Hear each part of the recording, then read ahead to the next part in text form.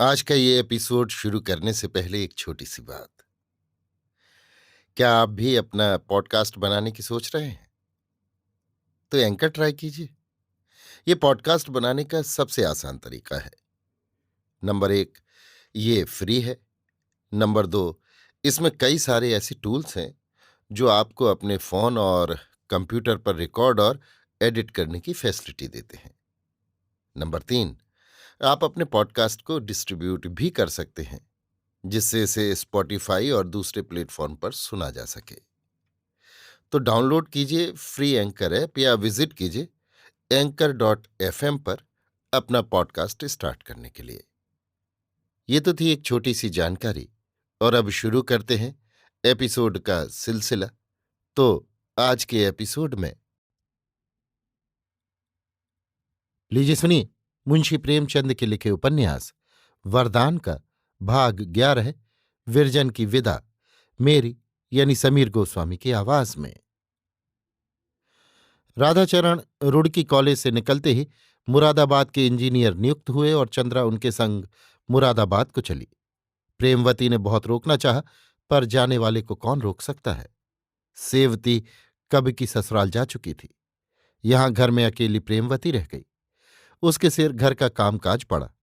निदान ये राय हुई कि विरजन के गौने का संदेशा भेजा जाए।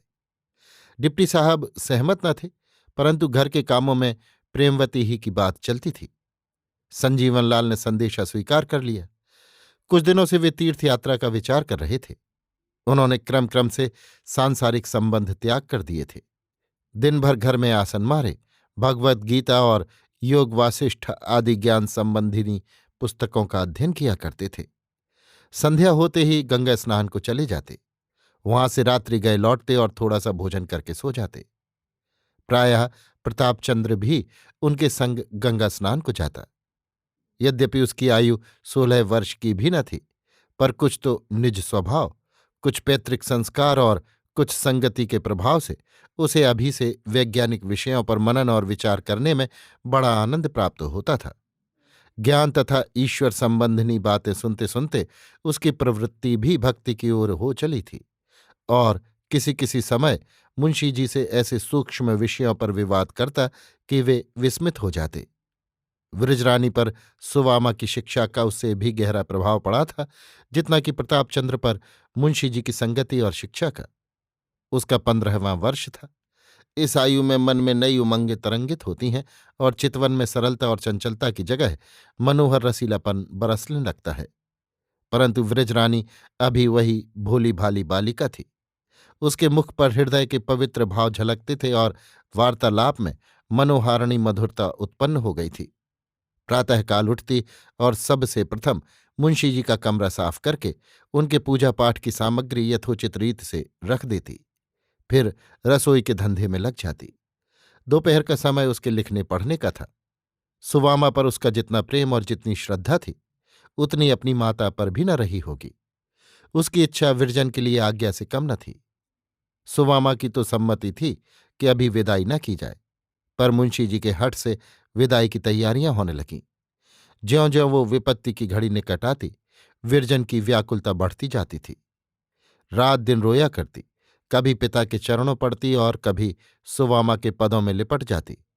पर विवाही कन्या पराये घर की हो जाती है, उस पर किसी का क्या अधिकार। प्रतापचंद्र और विरजन कितने ही दिनों तक भाई बहन की भांति एक साथ रहे, पर अब विरजन की आंखें उसे देखते ही नीचे को झुक जाती थीं। प्रताप की भी यही दशा थी। घर में बहुत कम आता था। आवश्यकतावश आता तो इस प्रकार दृष्टि नीचे किए हुए और सिमटे हुए, मानो दुल्हन है। उसकी दृष्टि में वो प्रेम रहस्य छिपा हुआ था, जिसे वो किसी मनुष्य, यहां तक कि विरजन पर भी प्रकट नहीं करना चाहता था। एक दिन संध्या का समय था। विदाई को केवल 3 दिन रह गए थे। प्रताप किसी काम से भीतर गया और अपने घर में लैंप जलाने लगा कि विरजन आई। उसका अंचल आंसुओं से भीगा हुआ था। उसने आज 2 वर्ष के अनंतर प्रताप की ओर सजल नेत्र से देखा और कहा, लल्लू, मुझसे कैसे सहा जाएगा। प्रताप के नेत्रों में आंसू न आए। उसका स्वर भारी न हुआ। उसने सुदृढ़ भाव से कहा, ईश्वर तुम्हें धैर्य धारण करने की शक्ति देंगे। विरजन का सिर झुक गया। आंखें पृथ्वी में गड़ गईं और एक सिसकी ने हृदय वेदना की वो अगाध कथा वर्णन की जिसका होना वाणी द्वारा असंभव था। विदाई का दिन लड़कियों के लिए कितना शोकमय होता है। बचपन की सब सखियों सहेलियों माता पिता भाई बंधु से नाता टूट जाता है। ये विचार कि मैं फिर भी इस घर में आ सकूंगी उसे तनिक भी संतोष नहीं देता, क्योंकि अब वो आएगी तो अतिथि भाव से आएगी। उन लोगों से विलग होना जिनके साथ जीवनोद्यान में खेलना और स्वातंत्र वाटिका में भ्रमण करना उपलब्ध हुआ हो, उसके हृदय को विदीर्ण कर देता है। आज से उसके सिर पर ऐसा भार पड़ता है जो आमरण उठाना पड़ेगा। विरजन का श्रृंगार किया जा रहा था। नायन उसके हाथों व पैरों में मेहंदी रचा रही थी, कोई उसके बाल गूंथ रही थी, कोई जूड़े में सुगंध बसा रही थी। पर जिसके लिए ये तैयारियां हो रही थीं वो भूमि पर मोती के दाने बिखेर रही थी। इतने में बाहर से संदेश आया कि मुहूर्त टला जाता है, जल्दी करो। सुवामा पास खड़ी थी। विरजन उसके गले लिपट गई और अश्रु प्रवाह का आतंक, जो अब तक दबी हुई अग्नि की नाई सुलग रहा था, अकस्मात ऐसा भड़क उठा मानो किसी ने आग में तेल डाल दिया है। थोड़ी देर में पालकी द्वार पर आई। विरजन पड़ोस की स्त्रियों से गले मिली, सुवामा के चरण छुए। तब दो तीन स्त्रियों ने उसे पालकी के भीतर बिठा दिया। उधर पालकी उठी, इधर सुवामा मूर्छित हो भूमि पर गिर पड़ी, मानो उसके जीते ही कोई उसका प्राण निकाल कर लिए जाता था। घर सूना हो गया।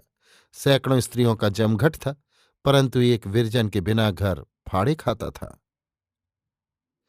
अभी आप सुन रहे थे मुंशी प्रेमचंद के लिखे उपन्यास वरदान का भाग 11 विरजन की विदा, मेरी यानी समीर गोस्वामी की आवाज में।